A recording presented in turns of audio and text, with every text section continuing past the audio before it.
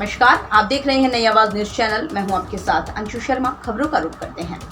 खबर लक्सर से है। प्रसिद्ध देहाती रागिनी गायिका पूनम त्यागी ने नई आवाज से बातचीत करते हुए कहा कि देहाती रागिनियां नई पीढ़ियों को पुरानी भारतीय संस्कृति, लोक परंपराओं का दर्शन कराती हैं। साथ ही पाश्चात्य संस्कृति हमारे समाज पर हावी ना हो, इसमें भी रागिनियों का महत्वपूर्ण भूमिका है।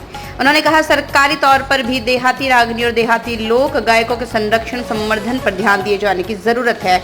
और क्या कहा उन्होंने, सुनिए। लोक संस्कृति और सभ्यता को बचाने के लिए सरकार कई कार्यक्रम चला रही है, लेकिन सबसे ज्यादा जरूरी है हमारी देसी परंपराओं पे हमें लौटना। यानी कि जिस तरह से स्वामी करमवीर सिंह ने कहा है कि हमारी गुरुकुल पद्धति को वापस लाना होगा, उसी तरह देहाती रागनियों को एक बार फिर समाज में लौटना जरूरी है। हमारे साथ में देहाती रागनी की दिग्गज कलाकार, मैं तो कहूंगा कि दिग्गज गायिका पूनम त्यागी जी हमारे साथ में, उनसे बात करेंगे। आज प्रसिद्ध कलाकार मेनपाल बसेड़ा की स्मृति सभा में वो श्रद्धांजलि लेने आई थी, लौटते वक्त उनसे मुलाकात हुई, उनसे बात करेंगे। पूनम जी, जिस तरह से रागनियों का एक क्रेज रहा है, मैं देखता हूं कि पश्चिमी उत्तर प्रदेश हो, हरियाणा, राजस्थान और उत्तराखंड के कई ऐसे इलाके हैं जहां अभी भी देहाती रागनियों का बड़ा क्रेज है।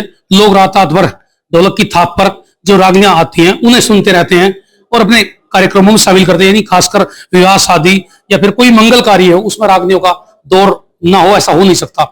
आप क्या मानते हैं कि रागनियों में जिस तरह का पहले लोगों में क्रेज था, अब जैसे कि पाश्चात्य संस्कृति बढ़ रही है, खासकर फिल्मी गीत और पंजाबी सॉन्ग जो ज्यादा कहीं ना कहीं उद्यम मचा रहे हैं, तो आप क्या मानते हैं इन दोनों के बीच में रागनी को किस तरह बचाया जाएगा, लोक संस्कृति को?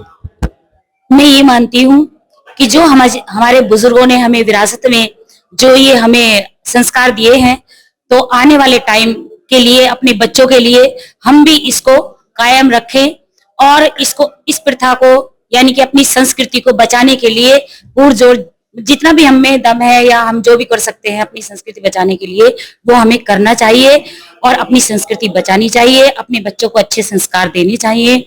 मैं तो ऐसा मानती हूँ। रागनियों में ज्यादातर किस्से, यानी पुराने, आपने देखा होगा कि राजा महाराजाओं से लेकर के या हमारी जितनी भी बड़ी जो शख्सियत हुई हैं, उन पर रागनियां बनाई जाती हैं, उनके जीवन परिचय पे, खासकर उनके जीवन में जो उन्होंने अच्छे कार्य किए हैं उन्हें हम रागनी के माध्यम से समाज को परोसते हैं।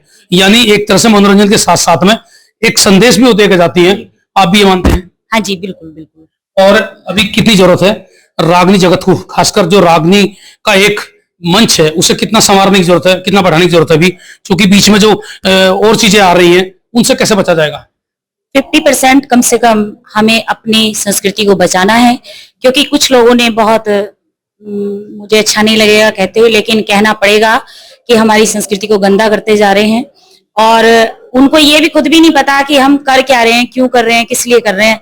तो मेरा तो सभी से हाथ जोड़कर निवेदन यही है कि अपनी संस्कृति को बचाइएगा, अपने समाज को बचाइएगा और जितना भी हो सके कि अच्छी से अच्छी प्रस्तुति, अगर हमें कोई बड़ी शिद्दत से बुला रहा है तो हमें वहां पर अच्छी परफॉर्मेंस देनी चाहिए, अच्छी ही बात सुनानी चाहिए। अगर हम कोशिश करेंगे, नेता अभिनेता दो लोग ऐसे होते हैं, अगर हम चाहें तो पब्लिक का मूड किसी भी तरफ फेर सकते हैं। हाँ, तो ये अगर हम कोशिश करें, तो अगर हम कोशिश ही नहीं करेंगे, हम ही गंदगी फैलाएंगे, तो फिर पब्लिक की कोई इसमें गलती नहीं है। पूर्णता नहीं होनी चाहिए। हाँ, मैं तो ये समझती हूँ कि सारी गलती हम लोगों की होती है। हम पब्लिक को जिस रुख में मोड़ेंगे, पब्लिक मुड़ सकती है। तो सीधे सीधे कहने का मतलब ये है कि हमारी जो रागनियां हैं, जो हमारे किस्से हैं, उनमें कहीं ना कहीं संस्कृति के साथ साथ में अच्छे शब्दों का चयन हो और वो कहीं ना कहीं मोटिवेशन वाले हो, यानी देशभक्ति को, जैसे कि फिलहाल देश के हालात चल रहे हैं उसमें देशभक्ति की रागनियों की जरूरत है। बिल्कुल बिल्कुल, ताकि लोगों में जागरूकता फैले और हौसला बुलंद हो और मतलब अच्छी फीलिंग आए। कहने का मतलब आपकी कुछ रागनियां ऐसी हैं जो समाज को प्रेरणा देती हैं, एक दो रागनी का आप जिक्र कर सकते हैं, एक दो बोल उनके कोई?